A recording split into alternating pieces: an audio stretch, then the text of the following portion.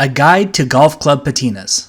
In this video, we're going to go over the whole idea of doing a patina on a golf club. Now, this is my wedge that I got, and it came with kind of a rainbow-esque finish on it, and I really liked it, and so I'm going to try and replicate it or redo it.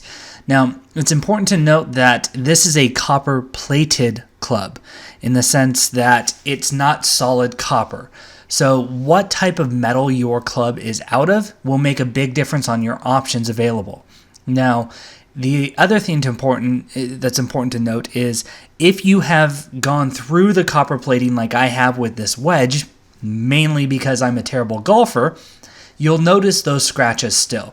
So there's going to be areas where we're not going to be able to get a full reaction. And if this was a solid club, I could smooth those out and get it so where the scratches aren't even seeable. But if I sand this copper plated club down too much, I will go through that copper and I will not have enough copper to react to get the kind of rainbow-esque finish that I want. I also want to take this time to apologize because I pull the club off screen a lot, and it's mainly because I'm not used to working with something that's 4 feet long, right? And the working area is only 3 inches big. So I'm trying to keep it on camera best I can, but I do go off of camera, and I apologize for that. So this is the Sculpt Nouveau metal cleaner, and I'm just getting all of this off. Now, it probably had a clear coat of some sort on there before, and the finish was probably just a painted on finish as it was, just a really cool rainbow paint.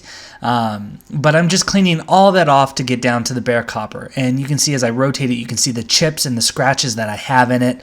Again, those are going to show through. There's not much I can do about that.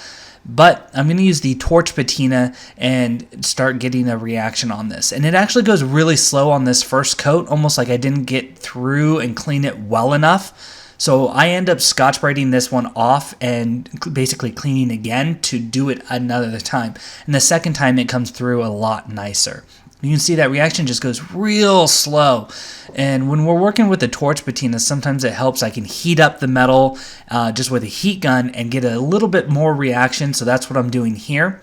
And it kind of worked, but it wasn't enough. So that's why I Scotch-Brited it off. There's no harm, no foul, and just trying again. Knowing what type of metal your club is made out of will make the biggest difference as far as what your options are. The universals, dioxide, smart stains, that kind of stuff, the ones that work on any metal will work on any metal. So knowing what type of metal it is isn't as important, but if you want one of these reactionary based ones like the traditionals, then you do need to know what type of metal it is. And even though this is copper plated and not solid copper, you are a little bit limited, but you still have options. So feel free to give us a call as far as like knowing what your options are. This is more as a guide of what to look for, what to set your expectations for, and everything along those lines. Now, this is a wedge. The wedge is going to take a bunch of damage just based on, well, one, how I play, but two, its job, right? So if I'm going to use this in the sand trap, then it's going to get scratched more often. The clubs that work the best as far as longevity goes is going to be the putter. And we get most requests are for the putter, but this is the one that I had that wasn't just a bog standard putter. This is the only one that I had was copper and was kind of cool and needed to refinish. So that's why I brought this one in. So I expect this to get damaged again along the way, and I'm not going to worry about it. It was already beat up before, but now it looks a little nicer by the time we get to the end of this video at least. So putters. Putters is going to be what probably most of you are more interested in doing. Getting it kind of unique, kind of interesting, and it takes the least amount of damage as long as you are somewhat careful with it. So if you have a cover over your putter, then that's going to make it last longer, yada, yada, yada. Essentially, the less contact with things, the longer it's going to last because you're hitting a hard ball at the end of the day. So if you putt really hard, then you're going to notice wear on the front. And that's just the way it is. But the rest of it we can really mitigate, and a lot of it comes down to the clear coat that you use. Something like our Everclear is going to provide you the best finish, but I would even take it a step past that and put our clear wax over the top of it. So that way it kind of acts like when you wax your car, you put the wax on to make the clear coat and the paint finish last longer. The same is going to be done with your club. If you put a clear coat over it, great. It offers a certain amount of protection that is great to have.